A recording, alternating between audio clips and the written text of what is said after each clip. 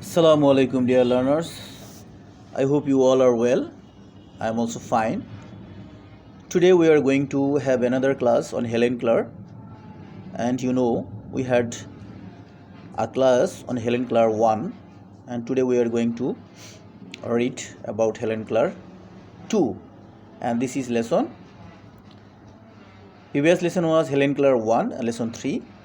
And today we are going to read out from lesson 4, Helen Keller 2.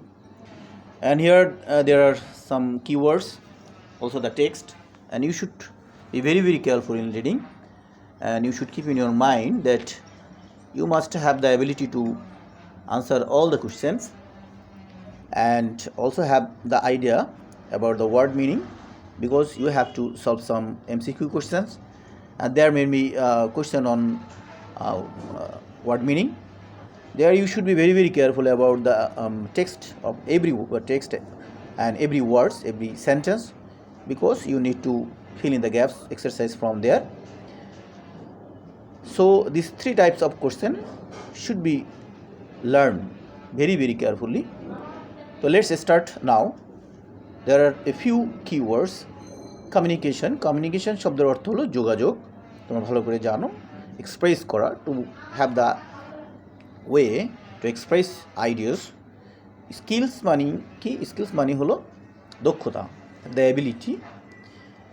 Interpret শব্দের অর্থ বাংলা যদি আমরা দোভাষী বলতে পারি, যে আমাদেরকে মাঝখানে কথা বুঝিয়ে দেয়। তোমরা দেখতে পাবে যখন কোনো ভিন্ন ভাষাভাষী লোক আসে, তখন দেখবো তার পিছনে একজন দাঁড়িয়ে থেকে একটা কমন ভাষা থেকে ব্যাখ্যা করে দেয়, মানে বুঝিয়ে দেয়, যে যেটা বোঝে না তখন সেটাকে বুঝিয়ে দেয়। এই যে বুঝিয়ে দেওয়ার কাজটা যে করে, অনুবাদ করে বা এমনি যে কোনোভাবে বুঝিয়ে দেয়, সেটাকে বলা ইন্টারপ্রেট। তো এখানে দুটো কোশ্চেন আছে, কোশ্চেনগুলো প্যাসেজটা পড়ে উত্তর দিতে হবে। তো দেখো এখানে, Helen Keller started her formal education in 1890। Helen Keller তার যে নিয়মতান্ত্রিক বা একাডেমিক লেখাপড়া শুরু করেছিল 1890 সালে। She began to take classes at the Horace Mann school for the deaf in বোস্টনে সে হোরাসম্যান স্কুলে ক্লাস নিতে শুরু করেছিল।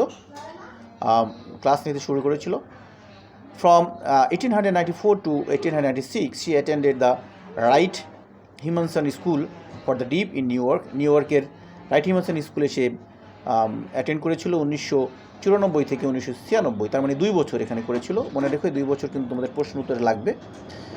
তারপর হলো কি, এটা নিউ ইয়র্কের স্কুল ছিল। তারপর হলো কি, নিউ ইয়র্ক সিটিতে there she work to improve her communication skills and studied regular academic subject. সেখানে সে তার কমিউনিকেশন স্কিলটা ইমপ্রুভ করার জন্য কাজ করেছিল।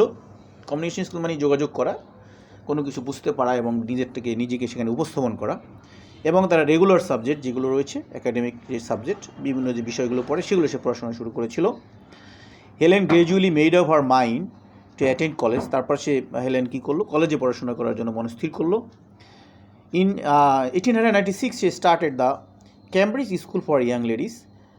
তো 1896 সালে সে ক্যামব্রিজ স্কুল ফর ইয়াং লেডিসে কী করলো, অ্যাটেন্ড করলো, এবং সেটার কথা ছিল ম্যাসাচুয়েটসে ছিল, আমেরিকার ম্যাসাচুয়েটসে। তারপর হলো কি, letter she was admitted to red cliff college. তারপর সে রেড ক্লিফ কলেজে অ্যাটেন্ড করেছে, অ্যাডমিশন নিয়েছিল, ভর্তি হয়েছিল। Here she learn reading through a special technique call Braille. সেখানে সে একটা বিশেষ ধরনের কৌশল, যেটার নাম ব্রেইল। এই ব্রেইলের মাধ্যমে সে কী শিখেছিল? রিডিং, পড়তে শিখেছিল। মনে রাখবে, এটা কিন্তু ইম্পর্টেন্ট তথ্য, পড়তে শিখেছিল। এই ব্রেইলে দিয়ে পড়া যায়। হ্যাঁ, she also learn here how to type. এখানে সে টাইপ করাও শিখেছিল, মানে পড়তে শিখেছিল এবং টাইপ করতে শিখেছিল।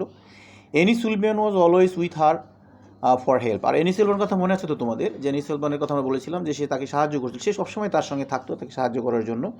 She sat by her in the class. সে ক্লাসে তার সঙ্গে বসে থাকতো। And interpret lectures and text, এবং লেকচার এবং টেক্সটগুলোকে ইন্টারপ্রেট করে দিত, ব্যাখ্যা করে দিত, বুঝিয়ে দিত। হ্যাঁ, দোভাষী হিসেবে কাজ করতো। ইন 1904 সালে Helen received BA degree with honours from that college. সেই কলেজ থেকে একটা অনার্স ডিগ্রি সে অর্জন করলো, BA degree.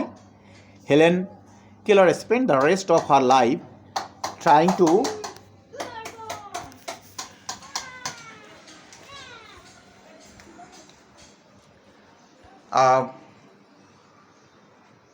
To make it easier for disable people to learn. Disable মানে অক্ষম লোকরা কীভাবে শিখতে পারে সে ব্যাপারে সে সারা জীবনই কাজ করেছিল। মূলত এটার কারণেই সে বিখ্যাত হয়েছিল, এই ডিজেবল লোকদের জন্য কাজ করে। এবং কী কাজ করেছে? পার্টিকুলারলি যেন তারা সহজে কী করতে পারে, শিখতে পারে, যেন লেখাপড়া করতে পারে, সেটার জন্য। Helen Keller died on June 1, 1968। 1968 সালের 1 জুন হেলেন কেলার মারা গেল। A few weeks short of her 88 birthday, তার 88তম জন্মদিনের কয়েক সপ্তাহ আগে, তার মানে 87 বছর বয়সে মারা গিয়েছিল এবং বৃদ্ধ বয়সে মারা গিয়েছিল। এই হলো প্যাসেজটা। এখানে কিছু কোয়েশ্চেন আছে, সেই কোয়েশ্চেনগুলোর উত্তর দেখো। যে how long did she study at Wright Humason school, কতদিন পড়াশোনা করেছিল? আমরা কিন্তু অলরেডি পড়েছি 2 ইয়ার্স, তাহলে এখানে তুমি 2 ইয়ার্স দিবা কি শি স্টাডিড, ডিড দিয়ে কোয়েশ্চেন করেছে, সেই জন্য স্টাডির জায়গায় পাস্ট ফর্ম দিতে হবে studied at the Wright Humason school for 2 years, এভাবে উত্তরটা হবে। 2 নম্বর আছে how did Annie help Helen with her studies at Radcliffe college. Radcliffe কলেজে এনি তাকে কীভাবে সাহায্য করেছিল?